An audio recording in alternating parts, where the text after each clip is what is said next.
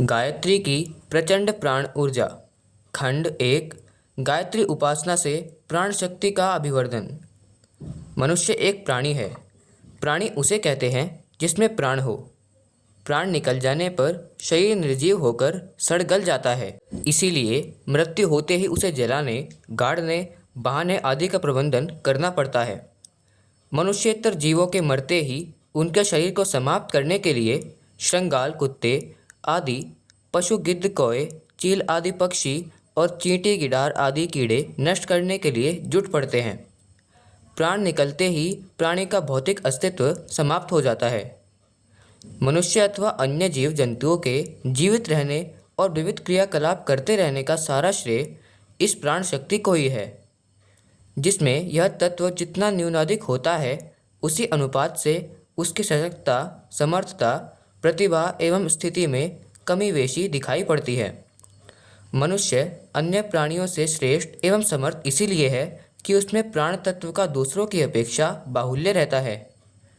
सजीवता, प्रफुल्लता, स्फूर्ति, सक्रियता जैसी शारीरिक विशेषताएं तथा मनस्विता, तेजस्विता, प्रतिभा, चतुरता जैसी मानसिक विभूतियां और कुछ नहीं, प्राण रूपी सूर्य की किरणें, प्राण रूपी समुद्र की लहरें हैं। इतना ही नहीं, आध्यात्मिक स्तर पर पाई जाने वाली सहृदयता, करुणा, कर्तव्यनिष्ठा, संयमशीलता, तितिक्षा, श्रद्धा, सद्भावना, समरसता जैसी महानताएं भी प्राण शक्ति की ही उपलब्धियां हैं। प्राण एक विद्युत है जो जिस क्षेत्र में भी जिस स्तर पर संयुक्त होती है उसी में चमत्कार उत्पन्न कर देती है। प्राण शक्ति जीवनी शक्ति का दूसरा नाम है। जो जितना सजीव है उसे उतना ही प्राणवान कहेंगे। यह शक्ति शरीर में चमकती है तो व्यक्ति रूप लवण्य युक्त, निरोग, दीर्घजीवी, परिपुष्ट एवं प्रफुल्लित दिखाई देता है। उसे परिश्रम से ग्लानि या थकान नहीं वरन प्रसन्नता प्राप्त होती है। मन में प्राण का बाहुल्य हो तो मस्तिष्क की उर्वरता अधिक बढ़ जाती है। स्मरण शक्ति, सूझबूझ, कुशाग्रता, बुद्धिमता, तुलनात्मकता, निर्णय क्षमता, एकाग्रता जैसी विशेषताएं उत्पन्न होती हैं। अध्यात्म क्षेत्र में इस महत्ता का संचार होने पर व्यक्ति में शौर्य, साहस, अभय एवं सन्मार्ग पर निरंतर चलते रहने का पुरुषार्थ उत्पन्न हो जाता है। यह प्राण शक्ति की ही विशेषता है, यही उसकी वास्तविक संपत्ति है। इसी के मूल्य पर भौतिक समृद्धियाँ एवं सफलताएं मिलती हैं। इसलिए यह कहना उचित है कि जिसके पास जितनी प्राण शक्ति है वह उतनी ही मात्रा में जीवन संग्राम में विजय वरण करता है, उतना ही यशस्वी बनता है। प्राण का उपार्जन ही समस्त संपत्तियों की अधिपति महासंपत्ति का उपार्जन करना है। यह महासंपत्ति जिसके पास जितनी मात्रा में होती है वह उतना ही अपने अभिष्ट लक्ष्य में सफल होता चला जाता है।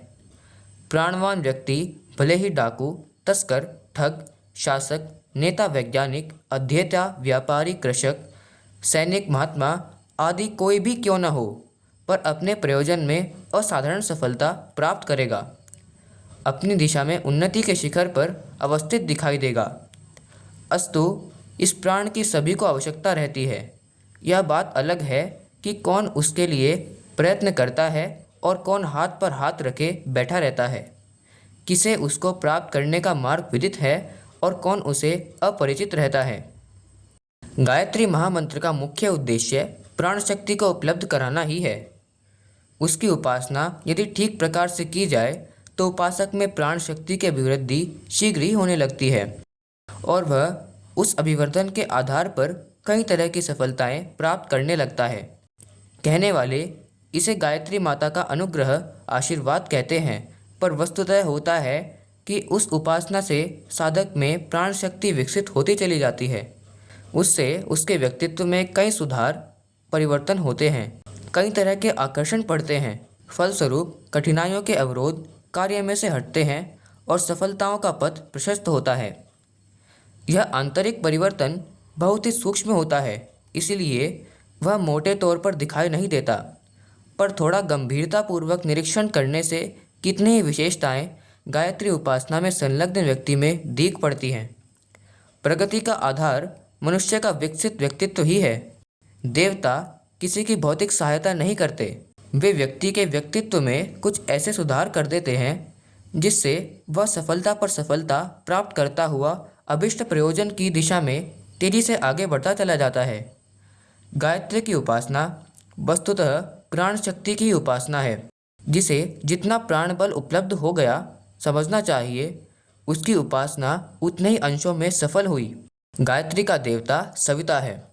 सविता का भौतिक स्वरूप रोशनी और गर्मी देने वाले अग्निपिंड के रूप में परिलक्षित होता है, पर उसकी सूक्ष्म सत्ता प्राण शक्ति से ओतप्रोत है। वनस्पति, कृमि, कीट, पशु पक्षी, जलचर, थलचर और नभचर वर्गों के समस्त प्राणी सविता देवता द्वारा निरंतर प्रसारित प्राण शक्ति के द्वारा ही जीवन धारण करते हैं।